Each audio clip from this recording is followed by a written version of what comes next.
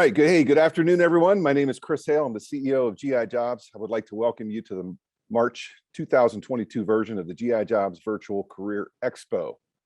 You have arrived at the kickoff keynote conversation.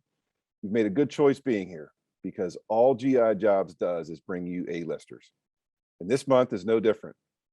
Why do we bring you A-listers? Because a big part of being successful in private sector is surrounding yourself with and learning from those who have been highly successful. So we hope we can inspire you today. I am super pleased to be joined today by A-lister Jeremy Butler, who is the CEO of IAVA, which of course is the Iraq and Afghanistan Veterans of America.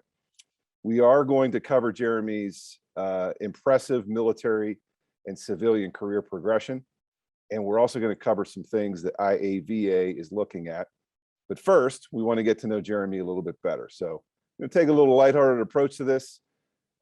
Jeremy, just a few questions if you're okay with that to kind of kick things off a little bit. So the first one is a really serious question. Simple answer, and you can elaborate with reasons why if you'd like. Moe's or Chipotle? Excellent question. I got to go with Moe's. I've certainly eaten at both frequently, but I love there's very few places where you walk into and you get such a warm greeting. And I know they do it for everybody, but sometimes you get those really passionate workers and they make you feel like it's directed only for you. That is a great answer. And yeah, I'd have to agree with you. Moe's has ground beef. Chipotle doesn't. That's what does it for me. So we're there. We're going to Moe's together. I love it. Beach or mountains? Mountains, 100%. I feel like you just got more variety. I love the beaches. I love the oceans. I mean, I'm a Navy guy, so of course I gotta love the oceans and the beaches, but give me the variety of the mountains any day. Because even there, if you want to swim, there's always mountain lakes, rivers, something like that, so you can get the water in. There's still sun. So if I had to choose one or the other, definitely the mountains. Nice. And where are your favorite mountains? Like winter mountain skiing or summertime getaway in the East Coast somewhere, or East Appalachian Mountains? Yeah, I love the summertime. I mean, it's just much more exciting. I love to ski. I love to snowboard. I have all my life. But if there's something that I'm going to do every year, it's definitely getting out in the mountains in the summer. It's just much more accessible. And again, you got more variety, more things that you can do. Nice. This is an easy one. iPhone or Android? iPhone, 100%. I'm like a walking Apple commercial. I got the iPad, iPhone. I had multiple iPods. It's Apple TV. I could keep going, but you get the point. Morning person or night owl? I'm kind of both. I like to get up early and enjoy that quiet time when less people are moving around. Especially, I live in New York City, and so it's the one time when you can really get a little bit of solitude, even in Manhattan. But I also like staying up a little bit later because I feel like it's almost like stolen time sometimes. It's like everyone else has gone to bed, and now you can kind of do what you want. That's when I feel free to watch really stupid TV or something like that. I feel like I'm not wasting my time if I watch something ridiculous when it's like after 10 p.m. That's like free time. Yeah, I'm with you. I used to be a night owl, and I completely switched, and it's hard for me to stay up past 10 o'clock anymore. But I think that's the way nature intended it for some reason. It is true. I should have qualified that because it's not as if I am staying up late. It's like 1 or 2 times a month that I actually do that. Usually, yeah, I'm falling asleep at 10 p.m.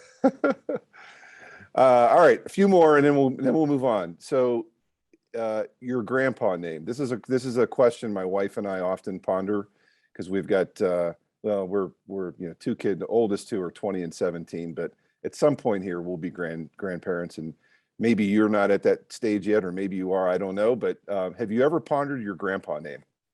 I have not, but it's funny that you asked because this came up just this last Christmas, and I had never given it any thought. And I like the question because it makes you talk about all the different sort of grandparent names that are out there. So on one side, it was just grandma and grandpa, a very traditional. But on my mom's side, we called my grandfather, he went by granddaddy. And I never gave any thought to it until this last Christmas when some of my cousins, young cousins who, were not old enough to know that grandfather, granddaddy, they were like, that is like the most absurd thing. That is such like a racist sounding, Southern sounding name. And I had never thought of it before. And it's now kind of become a running joke since then.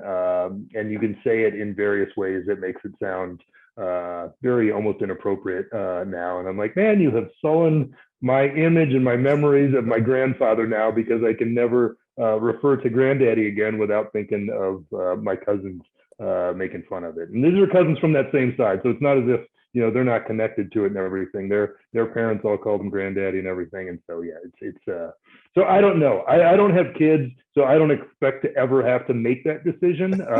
So that's the positive thing. All I can do is think about what I called my grandparents. Yeah, you know, I hear so many different ones today. I like you, I thought there was just two, right? For me, it was Graham and Pap, and that's it. And now I hear all these crazy ones. I'm like, what is that? Yeah. Yep. So anyway, good stuff. Hey, last one. We're probably within a few years of each other. So we're both Gen Xers. We're sort of surrounded by these gigantic populations of millennials on one side and boomers on the other side. So we grew up in the 80s, 90s were our formative years. What's your favorite coming of age flick from that generation? Oh man, it's got to be Breakfast Club. That was one that we had memorized, and we were quoting the lines all the time. And still to this day, if I'd ever happened to be on, it's one of those where it just blows your mind about what your brain can do, because I haven't probably fully seen the movie in a couple of decades. But if you flash on a scene of it right now, within a couple of seconds, I could probably pick up, you know, at least half the dialogue before the actors say the lines. I don't know why that got cemented in my head, but you know, algebra, geometry, all of that has been gone ever since. But yeah, Breakfast Club is probably one of the top ones, I'd have to say. Love it. Good stuff. Good stuff. Well, listen, thanks for giving us some insight into you personally. Let's get into your career. And I'm going to just read a little bit of stuff about your background. So you attended Knox College in Galesburg, Illinois. You graduated with a degree in international relations. And you also have a master's degree in national security and strategic studies from the Naval War College. So with that background, you know, I think we're all witnessing the amazing leadership of Zelensky over in the Ukraine, the will of the Ukrainian people, pretty much the entire global population, with the few exceptions, rallying behind these amazing, brave people. And, you know, we're talking to veterans who are no stranger. Obviously, veterans are no stranger to running from a fight, or no stranger to taking up arms for a fight. Sorry, I said that backwards. I knew what you meant. Yeah, you knew what I meant, right? But so, you know, what is your opinion on, you know, some of the things that are being put out there today with regard to lending air support to them? And I think the thing that's kind of in the back of everybody's mind is the threat of potential nukes from Russia. We back someone like Putin into a corner, and what can he possibly do? What are your thoughts on that? Yeah, it is. You're absolutely right. It's been amazing to see how strong not just the Ukrainian military, but the entire Ukrainian population has been, to include President Zelensky, you know, fully embodying the leading from the front. I mean, this is someone who was offered an escape route and a chance to get out, and he said, no way. I mean, I love that quote that he said, what was it? I don't need a ride, I need weapons, or something like that. I mean, that was just awesome. The problem is the whole idea of NATO and the fact that this could very easily spiral out of control. I mean, from day one, you know, there was conversations of saying this is kind of how World War I started, and I don't think that's hyperbolic when you say that, because it is, you know, one miscalculation. It's one, you know, I got to stick by my ally, and so I'm joining in this fight. That is literally how World War I started. It was a small thing. No one thought it would escalate. As it started to escalate, everyone said it'll be over quickly. You know, 4 years later, and millions dead. So that's the problem, really, when you're talking about the no-fly zones, when you're talking about the offer of from Poland to give airplanes to the U.S. to then transfer over. I mean, all this comes down to is at what point, and it's admittedly kind of an arbitrary question, at what point does it become the U.S. directly engaged in combat with Russian forces? And that is arbitrary, I admit, because we're giving Ukraine all sorts of weapons, but for some reason there's a difference between giving them Stingers and Javelins, but there's a difference from giving them MiG-28s or whatever. I'm not an airplane guy. Whatever the MiG is that they want to pick up. But the problem is that pretty clearly is probably seen by Putin as a red line, that when that happens, you now are talking about the U.S. directly engaging with Russian forces, which means serious escalation. And that means spillover outside of Ukraine, which means World War III, as President Biden said. And so there's a lot of arbitrary factors to this line that we're talking about, but we really do need to make sure, and I think the administration and I think our allies are doing a very good job of making sure that it's very clear what we're willing to do and what we're not willing to do, so that there isn't an accidental or maybe even less than accidental escalation to something that could approach nuclear war. Yeah, it's scary times we're living in. The wars that we fought over the last 20 years, there was seldom or really never really that kind of a threat, right? That kind of a apocalyptic threat. Lots of threats, obviously terrorism, but never something of this magnitude. So yeah, tenuous times for sure. I appreciate that insight. Jeremy, you served as surface warfare officer 6 years, 99 through 2005 in the Navy. You made that decision that you were going to get off of active duty. We've got a lot of folks who are attending our virtual career expo who are going to be making that decision, who have already made that decision. Why did you get out?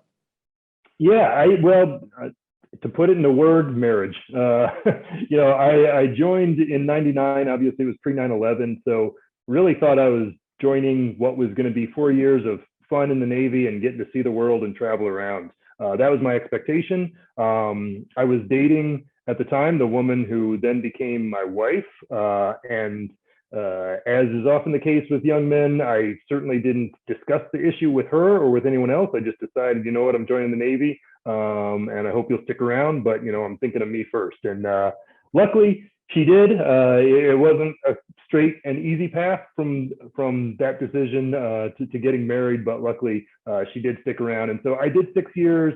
4 of those years were not overseas, but ship tours. So I was gone all the time. And then the last couple of years were what we in the Navy call a shore tour. So I was based at Annapolis.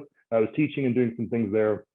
She was at Washington, D.C., working on Capitol Hill. And I realized that if I stayed on active duty, it was going to be going back to sea, and it was going to mean, at a minimum, being in a long distance marriage for at least the next 4 years. And then that cycle would just continue if I stayed in the military. That's not a unique challenge for anyone in the military. I give credit to anyone who is married and has kids and is in the military, because it's incredibly challenging. And we should never forget about the stresses that our military families go through.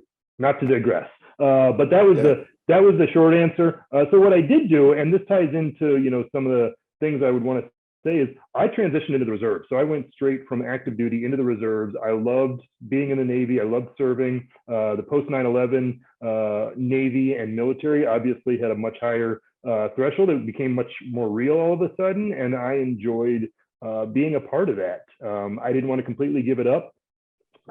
I knew nothing about the reserves, but I didn't know anything about the Navy when I first joined it. So I thought I'll give it a shot. And I'm still in the reserves to this day. So, coming up on almost 22 years of service, the reserves have been outstanding. I highly recommend it if you have the option and interest. I definitely recommend checking out the reserves. You can continue to serve. It's a financial opportunity. And I've always said this, it's also kind of like unemployment insurance. There's a lot of opportunities, short and long term, from a few months to a year plus, when you're in the reserves, where you can volunteer to go back. And it doesn't mean going overseas into a war zone. I did a number of voluntary stints to the Pentagon as a reservist, where I served for a year, doing some really incredible things that were just amazing, and really gave me eye-opening opportunities into the larger world of the Department of Defense, well outside of just the Navy. So highly recommend considering the reserves. And with that, I forget your question, because I think I got way off track there. No, that's great stuff. You're covering some great ground. No, absolutely. No, I asked you why, kind of why did you get out? And it was family reasons. I think that's true for many of us. I served, as you may know, I served in the Navy as well. And from 91 until 2000. And one of the, I got out mainly for family reasons, but the other one that you kind of alluded to was, in the 90s, we really didn't have an enemy. We really didn't have kind of like, what are we doing here? What's our mission, right? The Soviet Union, the former Soviet Union still had a lot of nuclear stuff, and we had to kind of keep tabs on that, but 9/11 hadn't happened yet. So we had kind of a strange posture in the military in the 90s, and then obviously 2001 changed all that. But no, I've got friends. I just attended my 30-year reunion. You said you taught at the Naval Academy. I graduated there in 91, and I've got our 30-year reunion, and I had friends that had just recently retired. And I'm like, man, God bless you guys. Because to be able to do that with a spouse and or kids is just an amazing feat. And they did it, and just super patriotic Americans love it. But reserves, I want to talk about reserves. Man, I have so much respect for someone who is able to manage two careers. Managing one career is hard enough. And you have managed two careers. All reservists do that, and you've done, just a remarkable job of that. So, how do you do that? I mean, and get sleep. Yeah, it's a good question, and it's not always easy, and it can be incredibly challenging. In fact, it usually is incredibly challenging. I think there's a common saying within the reserves of, life as a reservist is kind of like a stool, and the three legs are your family, your civilian career, and your reservist or your military career, and you're always trying to balance those three legs without falling over. And if every one of those legs is equally unhappy, then you're doing things right, because you kind of aren't going to be able to ever be perfect in all of them. So you kind of have to understand that going in. But that said, the good thing about the reserves is you have much more control over your career than you do in the full-time service, in active duty service, I should say. And so a lot of it, what has made me successful, is being able to modulate the amount of time I put towards my reserve career throughout my now roughly 15, 16 years as a reservist. In the beginning, I wasn't doing that much. I just come off active duty. I was starting my brand new civilian career as a defense contractor, so I had a lot to learn on that regard of what I was doing. And so the reserves was sort of let me figure this out, see if I'm really interested in this. So I wasn't putting a whole lot of time into it. But then that started to pick up as I learned my civilian job, got more comfortable there, and then learned more on the reserve side, started picking up more opportunities. You have a lot of leadership opportunities as a junior officer that you might not get on the active duty side, especially in the Navy, especially as a surface warfare officer. So I don't want to speak for everyone, but, I wasn't going to get command as a surface warfare officer really until you hit the 05 level. Maybe if you get some patrol craft or something like that, you might as an 04, but you're really not going to get command until an 05. In the reserves, at least in the Navy, you can get command of a unit. It's not going to be like a seagoing command here, but you can get command of a unit as an 03, even as an 02 sometimes, depending on when you come in and things like that. So there's a lot of opportunities to do some really cool things. I got to learn more about the Navy, parts of it that I never do, especially like the Gator Navy, as we say, the amphibious side of things. So the more I learned, the more I got interested in the opportunities and started doing more. I said I went back on active duty. After about 5 years, I took a year off of my civilian job to go back into uniform overseas. I say a year. It actually was 6 months. Went overseas to West Africa. An incredible opportunity to go to West Africa to support the Navy's deployment of ships over there for training, to train with African partners. It's called Africa Partnership Station. So got to this amazing opportunity to spend time in multiple West African countries and support and work with the Coast Guard, with the U.S. Navy, and with foreign forces, training them up. So just, it's really cool opportunities. And then I would further expand it. So then come back, get back into the civilian work a little bit, do more of that. As I started to get a little bit bored, this was also around the time when some of the defense contracting stuff was starting to dry up a little bit. And so, like I said, it's unemployment insurance. And so there were some layoffs happening in my company. I was like, you know what? I'm going to make things easy on you guys for a year and take some orders again. So I went back in orders to the Pentagon. During all that time, I got to fully admit, there's also a chance you're going to get involuntarily mobilized. I was involuntarily mobilized for a year. I got sent to the southern Philippines of all places, not to Iraq or Afghanistan, but the Navy sent me to the southern Philippines to a Joint Special Operations Command down there, which was also amazing. I had no idea that existed, and got to spend a year working with Army and Navy Special Forces in the southern Philippines, which was pretty amazing. So all this is to say there's a lot of pretty incredible opportunities, but it is a challenge. If you don't have a civilian employer that is as flexible as mine was. Like I said, I was a defense contractor, so they saw the benefit of me going back into uniform because I was learning new things that were relevant to my civilian job. I was making contacts within the Department of Defense that was relevant for us. That's not always possible. So I fully admit that it can vary. That said, my point is, you don't need to do all that and still have a career in the reserves. You can do the relative minimum, your 1 week in a month, 2 weeks a year type of thing. It varies a little bit. It's usually actually a little bit more than that you have to do. But it's easier to do I don't want to say the minimums as if it's a bad thing, but you can do less and still progress within the reserves, and keep your foot in the door in case something does come up where you want to take more advantage of it. I also got my master's degree. You mentioned the Naval War College, free master's degree by getting to go to the Naval War College. So there's a lot of pretty amazing opportunities that I knew nothing about when I was on active duty and didn't learn about them until I was in the reserves. So I always recommend people make the transition into the reserves, learn a little bit about it, and that way you're already in. If you want to get out, it's pretty easy to get out. But it's harder to get back in if you've given it, come off active duty for a couple of years before you do it.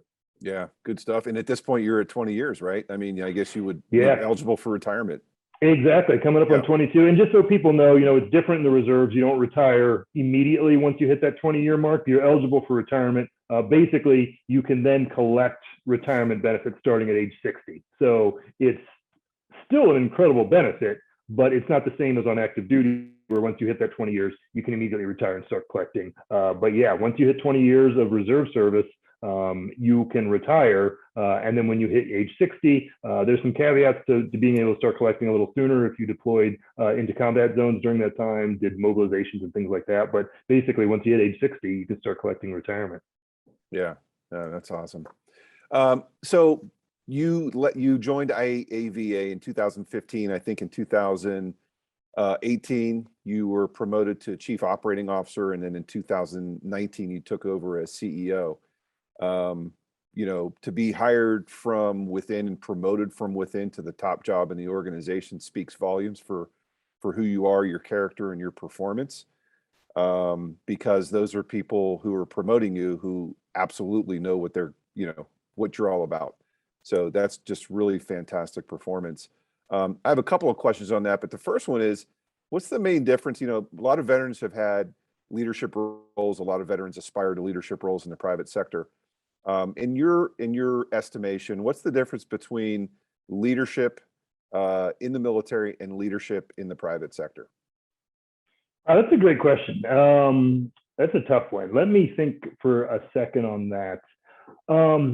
I think one of the biggest differences, this is what, I might adjust my answer a little bit as I go here, but I think the biggest thing that I saw, and I think this is not uncommon, is that when you get out of the military, or I should say when you're in the military, there's often a broad shared sense of mission, sense of service, sense of an understanding of the bigger good that you're doing.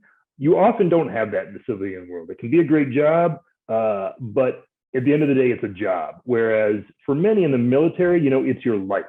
The military is your life. You might only plan on doing a few years or whatever, but when you're in, you're really all in many ways. It affects your spouse, your kids. You're seeing it and you're surrounded by it all the time. In the civilian world, you're not really getting that. And I think, especially for military members that are transitioning into the civilian world, especially if they're in the leadership position, they need to remember that that's the case.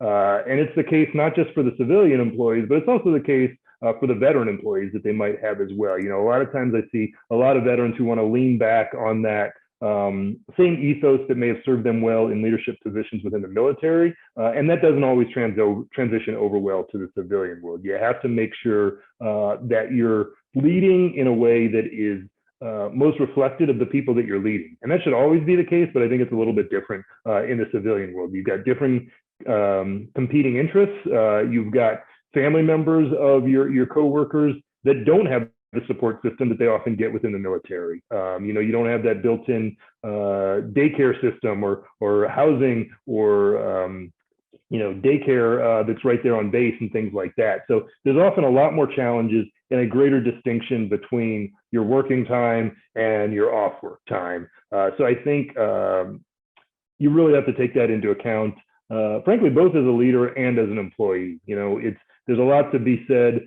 for bringing your work ethic from the military into the civilian world, but you also have to remember that not everybody around you is also a veteran or coming from that same background. And so you kind of got to lead from the front, as we often do, but you also have to remember that many of those around you are coming from different backgrounds, and they're not necessarily going to understand or embrace maybe your same mentality about get the job done at all regards. For them, maybe it is just a job, and after 8 hours, they want to get home to the family and the kids, even if it means leaving something unfinished. Yeah, no, those are really great insights. One of the things I noticed was when I got out is civilians go home at night and they go home on the weekends. Like, wait a minute, where'd everybody go? Right? It's 5:05. Where's everybody? Exactly. Not that they don't, civilians work hard, but in the military, you're just always on. You're always on the clock. And I think that was one of the things actually that was relieving about getting off of active duty is, wait a minute, there's no watch bill. I was in aviation. There's no flight schedule. There's no, PRT that's coming. There's no this constant being on all the time. I don't have, my hair's is my hair too long? No, it's okay. It can grow. I didn't shave this. Okay, it's okay. I didn't shave. Right. All these things, and they weigh on you a little bit, but they also contribute to that military lifestyle, that camaraderie, that esprit de corps that oftentimes is a huge void when we get out of the military, and replacing that is so often so difficult. You get into civilian organizations and civilian communities, and people have, lifelong friends, or they've got these long-standing relationships, and you're sort of an outsider, and most military people are not accustomed to that, because you move in a military installation from place to place, and you've got an instant family wherever you go. So. And I think that was, frankly, for me, that was one of the bigger challenges, was losing that family. Like, even though I'd only been on active duty for 6 years, I still made lifelong friends at every duty station that I was at. And that happened very quickly.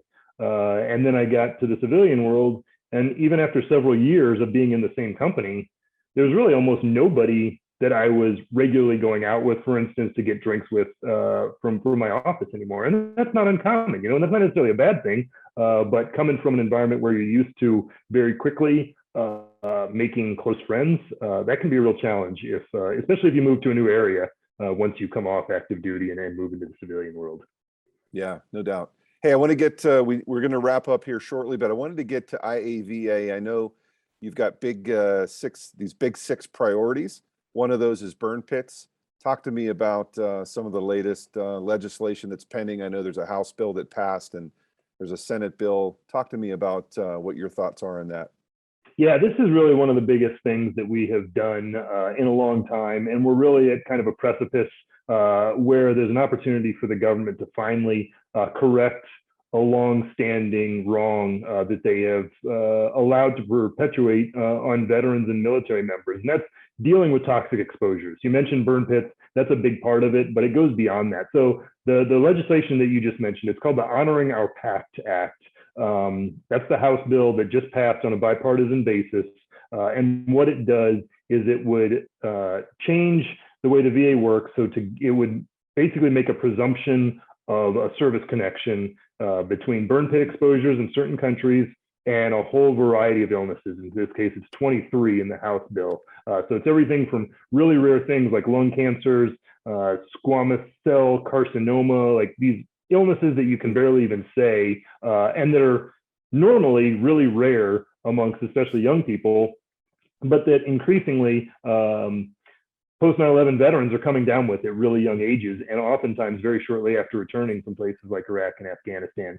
But it goes beyond that. So the burn pits is a huge issue, and that's a major part of this legislation. But this legislation also fixes some really long overdue wrongs too. In fact, it continues to bring support to Vietnam era veterans who are still struggling to get support for Agent Orange. So, we call burn pits the Agent Orange of our generation, but we're still fighting the Agent Orange scourge for the Vietnam veterans. So there's some fixes and some upgrades in the legislation for Vietnam veterans, but it also tackles the Camp Lejeune water crisis that many people have heard about, where the toxic poisoned water at Camp Lejeune sickened many Marines and their family members. It has restitution for that. It also treats some service members, now veterans, that were exposed to high levels of radiation doing cleanup, I think back in the 50s, during some nuclear accidents and things like that.